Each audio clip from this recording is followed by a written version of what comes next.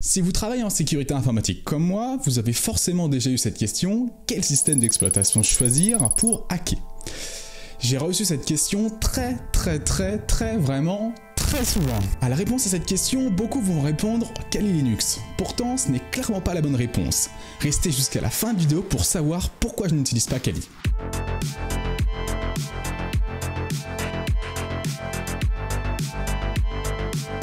En effet, il existe de nombreux équivalents à Kali. Et vous allez voir, je vais vous en montrer un qui est vraiment exceptionnel. Je vous garantis qu'à la fin de la vidéo, vous n'utiliserez plus Kali du tout. Avant de vous montrer l'outil que j'utilise au quotidien, il sera intéressant de regarder un peu l'historique de Kali Linux. A l'origine, Kali ne s'appelait pas Kali, mais s'appelait Backtrack Linux. A l'origine de Backtrack Linux, il y a deux systèmes d'exploitation, WAX et Auditor Security Collection.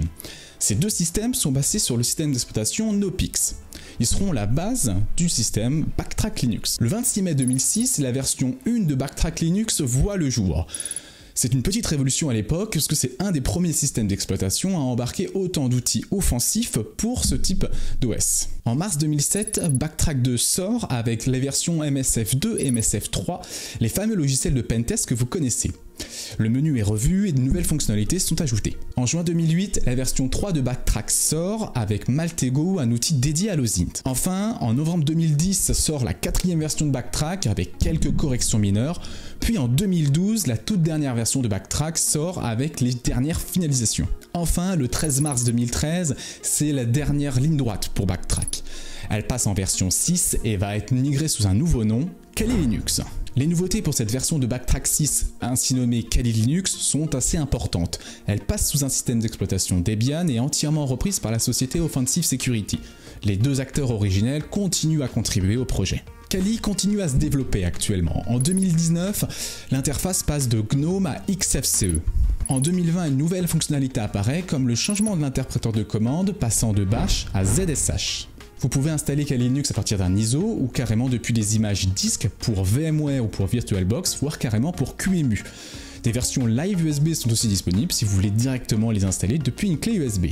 Enfin, il y a quelques temps, OffensiveSec a sorti une nouveauté avec Kali Purple, un système d'exploitation dédié au SOC, à la Blue Team, aux personnes travaillant dans le défensif.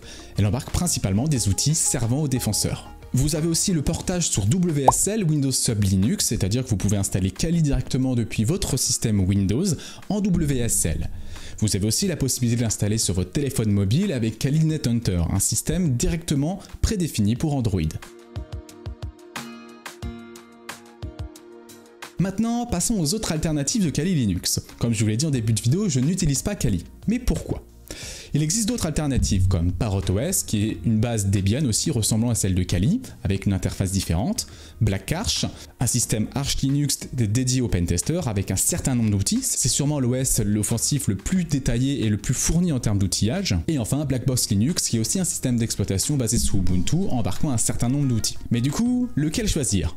Eh bien, aucun parmi tout cela. Laissez-moi vous présenter Exegol. Pour vous présenter Exegol, rien que mieux, il y a un peu de contexte. Sur mon blog personnel, en février 2020, j'ai publié un article traitant de comment lancer Kali Linux en moins de 3 secondes avec Docker. Quelques temps après la publication de cet article, Charlie Bromberg alias Shutdown, un ami travaillant chez Sogeti, m'a tout de suite contacté en me disant que mon idée était vraiment géniale et que ça serait super cool de développer un tool beaucoup plus avancé. N'ayant pas forcément beaucoup de temps durant cette période, je ne l'ai que encouragé à se lancer dans ce projet. C'est ainsi que Exegol est né. L'objectif de cette vidéo n'est pas de se jeter des fleurs ou de s'attribuer les crédits d'Exegol. Au contraire, Exegol est un produit entièrement créé par Charlie et son équipe. Je suis d'ailleurs très content à ce jour que le projet atteigne un tel niveau parce que vous allez voir, cet outil est vraiment une vraie pépite. Avant de vous présenter Exegol, j'aimerais vous présenter Docker. Docker est un système de conteneurs, c'est-à-dire que vous pouvez faire fonctionner un système d'exploitation directement dans des boîtes, on appelle ça des conteneurs.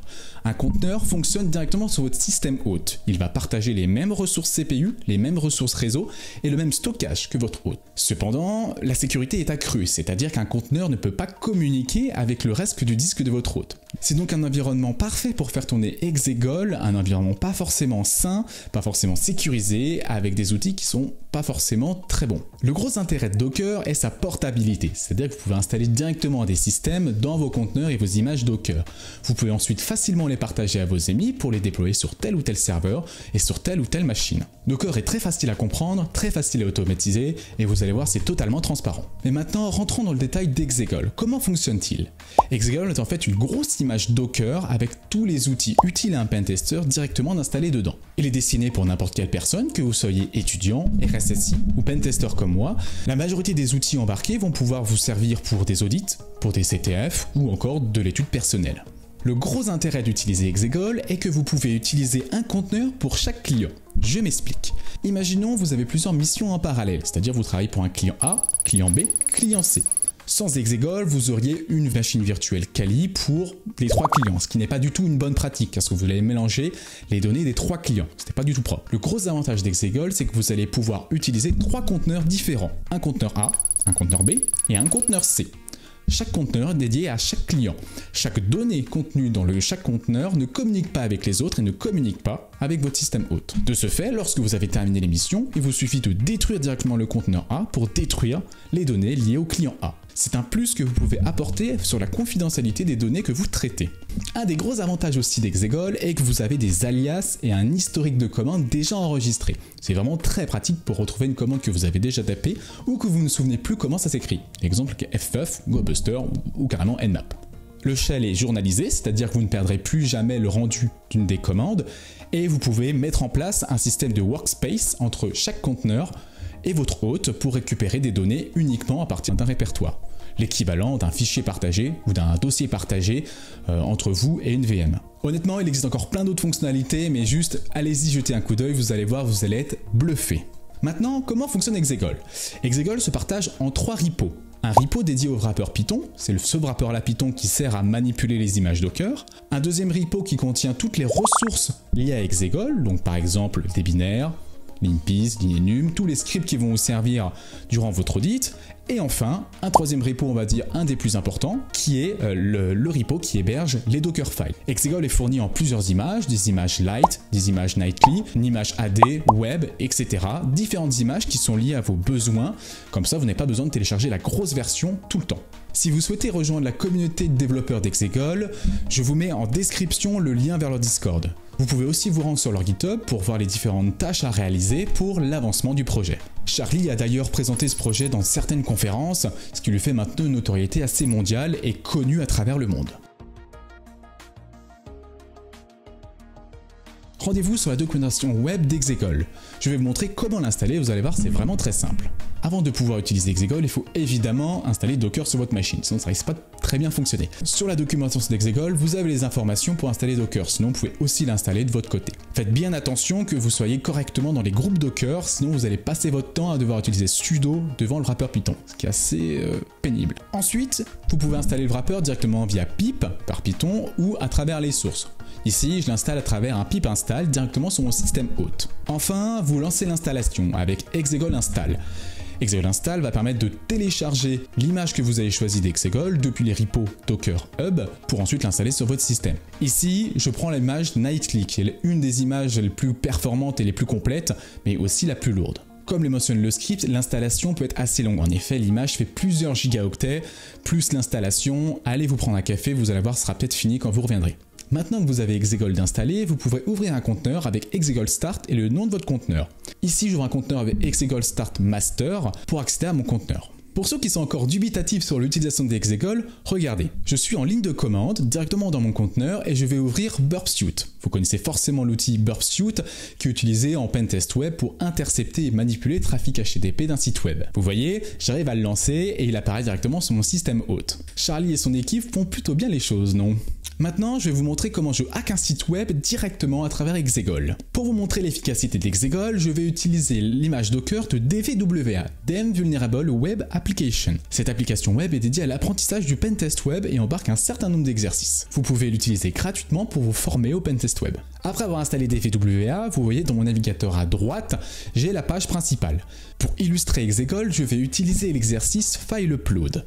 Dans cet exercice, il faut exploiter une vulnérabilité sur le dépôt de fichiers. La création d'une fonctionnalité de dépôt de fichiers est assez complexe et il est important de respecter certains critères. Pour commencer mon audit, je vais commencer par déposer une image. L'image fonctionne. Maintenant, je vais déposer un fichier exe. Ici, je dépose le fichier ecart.exe. Ce fichier permet de détecter la présence d'un antivirus. Comme vous le voyez, j'arrive à le déposer sur DVWA. De plus, j'arrive à le requêter, ce qui fait que le fichier est correctement enregistré sur le disque, ce qui fait qu'il n'y a donc pas d'antivirus de présent sur la machine. Maintenant, je vais utiliser un outil directement présent dans Exegol qui s'appelle Weavly. Cet outil me permet de générer des web shells sécurisés, entre guillemets. Je vais utiliser la commande Weavly Generate pour générer ma web shell. Si vous n'avez pas touché à votre répertoire d'origine, vous devez apparaître dans votre répertoire Workspace. C'est ici la jonction entre votre système hôte et votre conteneur Docker. C'est-à-dire que tout ce que vous allez écrire dans ce répertoire sera écrit sur votre hôte. De ce fait, ma web shell est donc présente sur mon hôte. Je n'ai donc plus qu'à la déposer sur DVWA. Une fois après avoir téléchargé ma web shell, je peux y accéder directement avec Weavly. Je mets Weavly, le lien de ma web shell et la magie, quand je tape un ID, RCE. Voilà comment hacker facilement un site web avec Exegol. Comme vous le voyez, Exegol est vraiment un outil ultra polyvalent qui embarque énormément de fonctionnalités. C'est vraiment mon outil favori que j'utilise au quotidien. Vous savez pourquoi maintenant je n'utilise plus de VM Kali Linux. J'espère que maintenant vous utiliserez Docker et Exegol au quotidien, que ce soit pour vos CTF, vos challenges ou directement durant vos audits. Vous allez voir, ça va vous changer la vie.